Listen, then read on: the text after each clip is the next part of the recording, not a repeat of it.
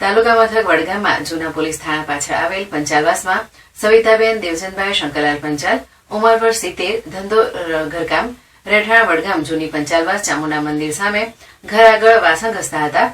તે દરમિયાન બપોરના સમયે 2 વાગ્યાના સુમારે 2 છોકરા આશરે 25 વર્ષની ઉંમરના મોટરસાયકલ લઈને તેમના ઘર આગળ આવેલા અને એક છોકરો મોટરસાયકલ પર બેઠો હતો અને એક છોકરો સવિતાબેન પંચાલની નજીક આવીને પૂછવા લાગ્યો હતો કે નાઈવાસ ક્યાં આવે છે, જેથી તેમણે કહેલ કે આ પંચાલવાસ છે અને આવાસની પાછળ નાઈવાસ છે. અને આ છોકરાએ બીજા કોઈને મોબાઈલ ઉપર વાત કરેલ કહી કે હું પંચાલવાસમાં ચામુંડા માતાના મંદિર છે ત્યાં ઉભેલ છીએ તેમ કહી મારી નજીક આવી તેઓના ગળામાં પહેરેલ સોનાની ચેન નજર ચૂકવી ઝૂંટવી મોટરસાયકલ પર બેસી ભાગી ગયો હતો. ત્યારે બૂમાબૂમ કરતા તેમના પતિ તથા આજુબાજુના માણસો ભેગા થઈ ગયા હતા.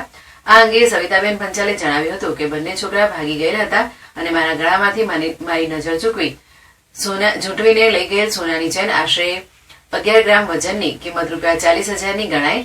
આ અજાણ્યા બંને છોકરાઓએ કાળા કલરના પેન્ટ તથા સ્વેટર પહેરેલ હતા અને મોટરસાયકલનો નંબર મેં જોયેલ નથી, જે બાબતે વડગામ પોલીસ મથકે લેખિત જાણ કરવામાં આવી છે.